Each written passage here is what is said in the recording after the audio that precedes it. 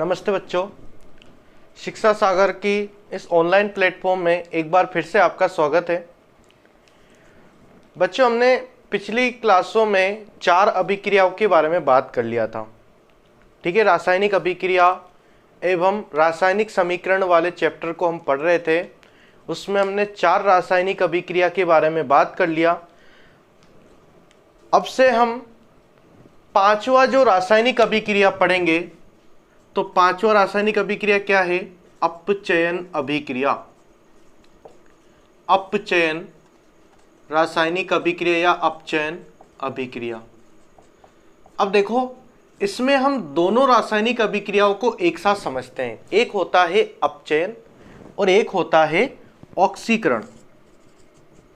ऑक्सीकरण अभिक्रिया। एक रासायनिक अभिक्रिया तो क्या है? अपचयन है। इस ऑक्सीकरण को हम उपचयन भी कहते हैं। उपचयन, उपचयन अभिक्रिया। तो ये एग्जाम में उपचयन के रूप में भी आ सकता है या फिर ऑक्सीकरण के रूप में भी आ सकता है। ध्यान रखना, ये अ से है अपचयन और ये उ से स्टार्ट है उपचयन। ठीक है, अब देखो इसमें ये दोनों अभिक्रिया होते क्या है, तो इनके बारे में अगर जाने तो ये दोनों होते तो एक जैसे हैं, बस थोड़ा सा अंतर है इसमें। अब सबसे पहले हम अपचयन अभिक्रिया की बात करें तो ऐसे रासायनिक अभिक्रिया, इसको जब आप बड़ी क्लासों में पढ़ोगे तो डिटेल से इसमें बहुत सारी चीजें पढ़ने को मिलेगा, लेकिन यहां पर हम 2 चीजों के बारे में जानेंगे कि ऐसी रासायनिक अभिक्रिया जिसमें हाइड्रोजन का योग होता है या फिर ऑक्सीजन का निष्कासन होता है। मतलब जिसमें हाइड्रोजन जुड़ता है या ऑक्सीजन निकलता है, उसे तो हम क्या कहेंगे? अपचयन कहेंगे। और ऑक्सीकरण बिल्कुल उसका उल्टा होता है। ऐसी रासायनिक अभिक्रिया जिसमें हाइड्रोजन का तो निष्कासन होता है और ऑक्सीजन का क्या होता है? योग होता है, उसे हम क्या कहते हैं? ऑक्सीकरण या उपचयन अभिक्रिया कहते हैं। ठीक है ना। अब इसको अच्छे से लिखते हैं। देखो, वे रासायनिक अभिक्रिया, वे रासायनिक अभिक्रिया,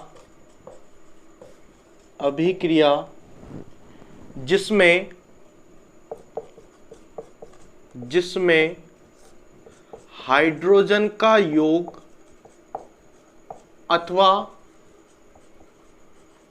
क्या हो? ऑक्सीजन का निष्कासन हो, अथवा ऑक्सीजन का निष्कासन हो। हाइड्रोजन का योग अथवा ऑक्सीजन का निष्कासन हो, क्या कहलाता है? अपचयन अभिक्रिया कहलाता है। हो अपचयन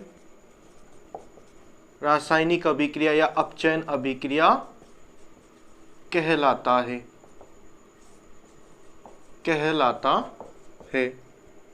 कहलाती है। मतलब जिसमें क्या होगा? हाइड्रोजन जुड़ेगा या ऑक्सीजन निकलेगा। ठीक है। अब देखो, इसके अगर उदाहरण की बात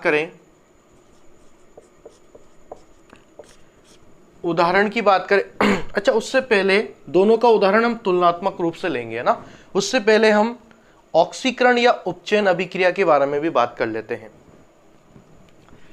ऑक्सीकरण या उपचयन अभिक्रिया क्या होता है? वे रासायनिक अभिक्रिया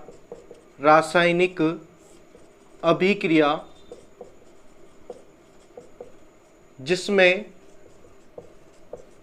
क्या हो?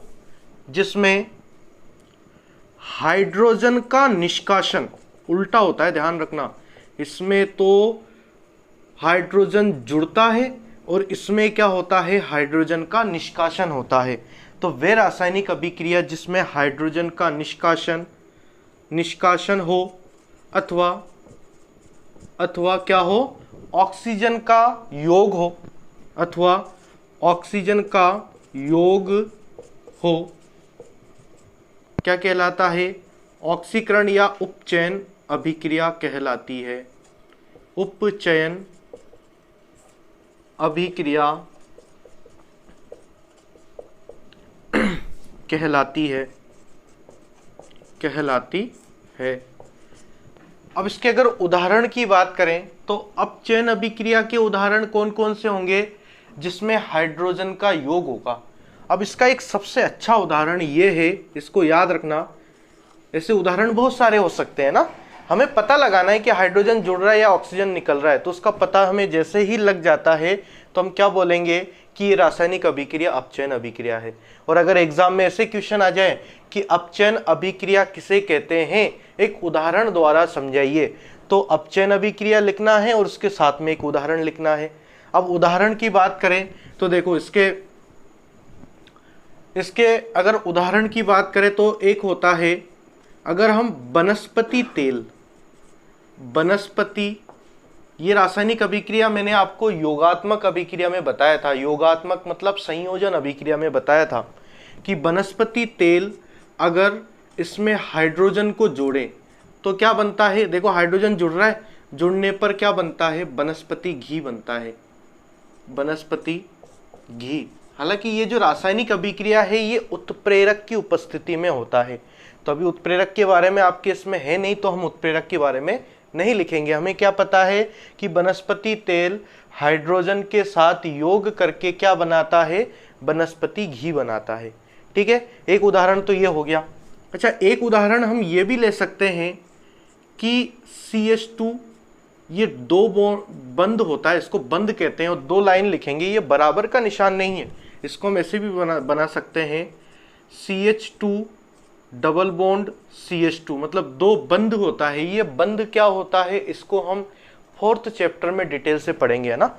तो CH2 इसमें भी अगर हाइड्रोजन को जोड़े हम तो क्या बनता है, इसको हम एथीन कहते हैं, एथीन, है ना। ये सारी चीजें हम चैप्टर नंबर 4 में पढ़ेंगे कि क्या होता है एथीन।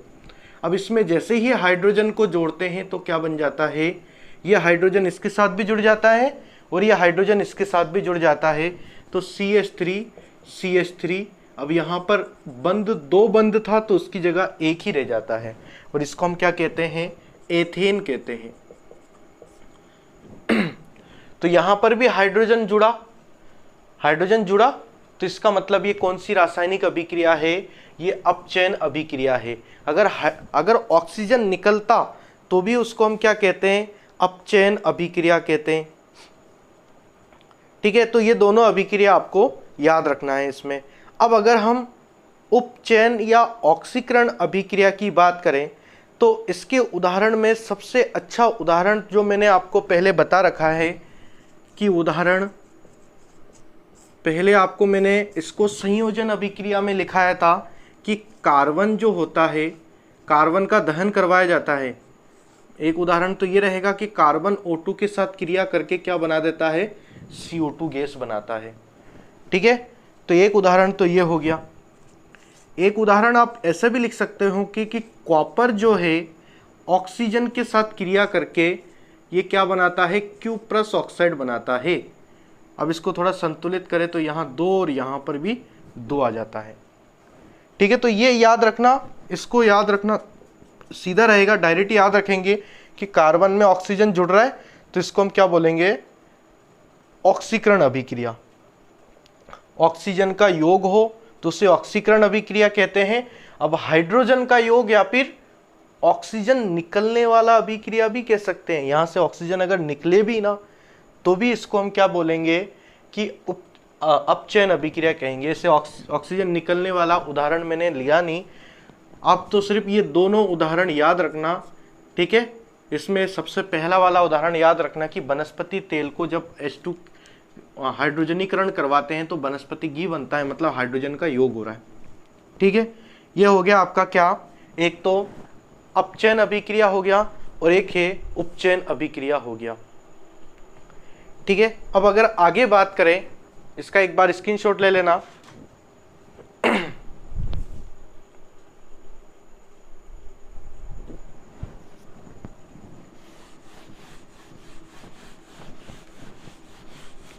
अब देखो, ये तो आपका अपचयन और ऑक्सीकरण अभिक्रिया हो गया। अब इसके बाद वाला जो रासायनिक अभिक्रिया हम पढ़ते हैं उसका नाम है रेडॉक्स अभिक्रिया। रेडॉक्स अभिक्रिया। तो ये आपके कौन से हो गए, 5वां, 6ठा और ये 7वें नंबर का जो रासायनिक अभिक्रिया पढ़ेंगे हम, उसको हम क्या कहते हैं, रेडॉक्स अभिक्रिया। रेडॉक्स अभिक्रिया। अब समझना, देखो रेडॉक्स अभिक्रिया क्या होता है। रेडॉक्स अभिक्रिया या फिर ये जो अभिक्रिया इस प्रकार भी आ सकता है, अपचयन उपचयन अभिक्रिया। अपचयन उपचयन, अपचयन उपचयन अभिक्रिया, ऐसे नाम से भी आ सकता है एग्जाम में, अपचयन उपचयन अभिक्रिया, रेडॉक्स अभिक्रिया या फिर अपचयन उपचयन अभिक्रिया। अब ये क्या होता है, तो ऐसे रासायनिक अभिक्रिया जिसमें अपचयन तथा उपचयन दोनों अभिक्रिया एक साथ हो तो उसे हम क्या कहेंगे, रेडॉक्स अभिक्रिया कहेंगे। मतलब जिसमें क्या होगा, अपचयन अभिक्रिया भी होगा और उपचयन अभिक्रिया भी होगा। तो दोनों अभिक्रिया अगर साथ साथ हो तो उसे हम क्या कहते हैं, रेडॉक्स अभिक्रिया कहते हैं। ठीक है, तो इसमें हम क्या लिखेंगे, ऐसी रासायनिक अभिक्रिया, ऐसी रासायनिक अभिक्रिया अभिक्रिया जिसमें अपचयन अपचयन तथा उपचयन उपचयन अभिक्रिया, अपचयन तथा उपचयन अभिक्रिया दोनों साथ साथ हो, दोनों साथ साथ हो, क्या कहलाता है, रेडॉक्स अभिक्रिया कहलाता है। साथ साथ हो, रेडॉक्स अभिक्रिया कहलाता है। अभिक्रिया कहलाती है ना। तो इसका मतलब जिसमें अपचयन और उपचयन दोनों साथ साथ होगा, मतलब उसमें अपचयन भी होगा और उपचयन भी होगा, तो उसको हम रेडॉक्स अभिक्रिया कहेंगे। और इसको एक उदाहरण से अगर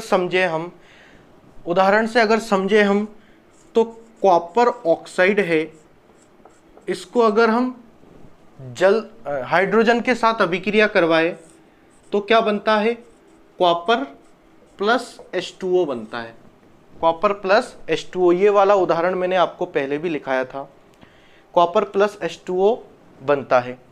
अब इसको समझना, देखो अब इसमें अपचयन भी हो रहा है और उपचयन भी हो रहा है ना। इसको साथ में लिखना भी है आपको, जैसे मैं बनाता हूं वैसे ही बनाना है। अब देखो इसमें होता क्या है, कॉपर ऑक्साइड है, अब इसमें हाइड्रोजन जुड़ रहा है, हाइड्रोजन का मतलब अभिक्रिया करवा रहे हैं हाइड्रोजन के साथ। ये अभिक्रिया हम 3rd चैप्टर में भी पढ़ेंगे, धातुओं के निष्कर्षण वाले पार्ट में। धातुओं के निष्कर्षण वाले पार्ट में हम कॉपर, निष्कर्षण का मतलब ये होता है कि शुद्ध धातु प्राप्त करना। अब कॉपर को शुद्ध अवस्था में प्राप्त जब करेंगे ना, तो उसका ये हाइड्रोजन के साथ अभिक्रिया करवाना पड़ता है। आया समझ में? इसको तो 3rd वाले पार्ट में पढ़ेंगे। अब यहां पर देखो हम किसकी बात कर रहे हैं, रेडॉक्स अभिक्रिया या अपचयन उपचयन अभिक्रिया, मतलब जिसमें अपचयन और उपचयन दोनों अभिक्रिया एक साथ होती है उसे हम रेडॉक्स अभिक्रिया कहेंगे।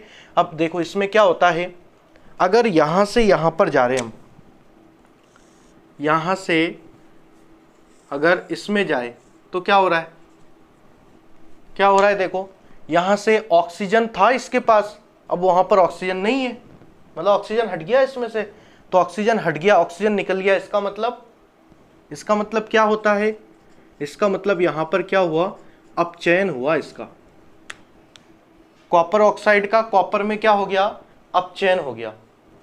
अब इसी प्रकार अगर यहां से यहां जाए, हाइड्रोजन से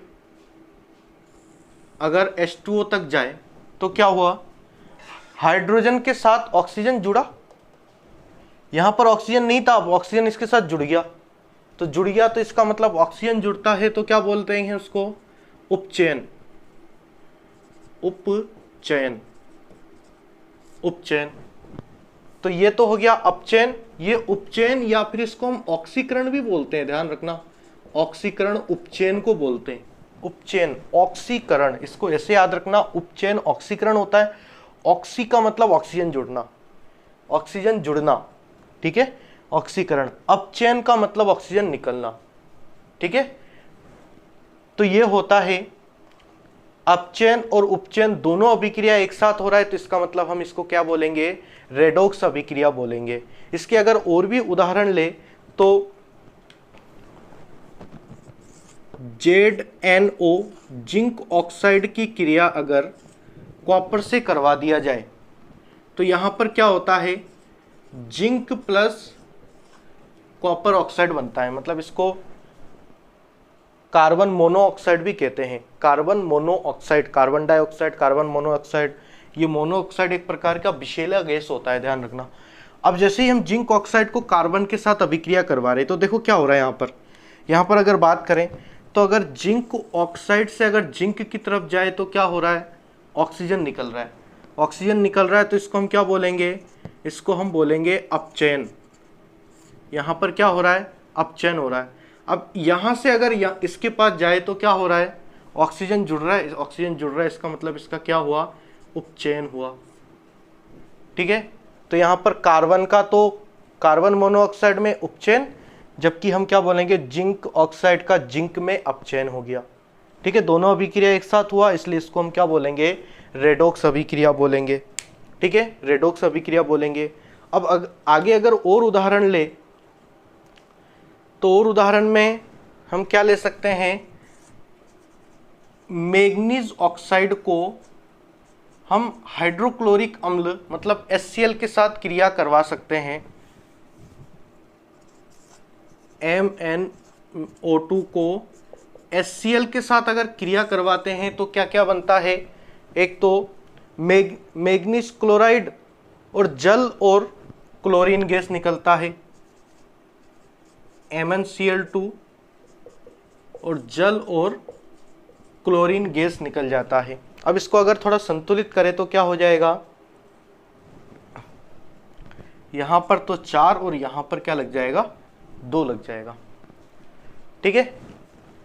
मतलब मैग्नीज ऑक्साइड को अगर HCl के साथ क्रिया करवा रहे हैं, अब देखो यहां पर थोड़ा समझते हैं हम, मैग्नीज ऑक्साइड अगर यहां से अगर इसमें जाए, देखो इसमें जाए तो क्या हो रहा है, ऑक्सीजन निकल गया वहां से, तो इसका मतलब यहां पर तो क्या हुआ, ऑक्सीजन निकलना क्या कहलाता है, अपचयन हो गया। अब HCl से कहां जाए, इसके पास जाए, तो यहां पर क्या हुआ, ऑक्सीजन जुड़ गया उसमें, तो ऑक्सीजन जुड़ गया तो इसका मतलब यहां पर क्या हुआ, उपचयन हो गया, इसका उपचयन। तो यहाँ पर अपचयन और उपचयन दोनों अभिक्रिया साथ साथ हो रही है, इसका मतलब हम क्या बोलेंगे, ये रेडॉक्स अभिक्रिया है, ठीक है। ये जैसे ही लिखाया है वैसे ही लिखना, क्योंकि याद करने में आसानी होगा, ठीक है। तो इसका एक बार नोट कर लेना, इसको स्क्रीनशॉट ले लेना इसका।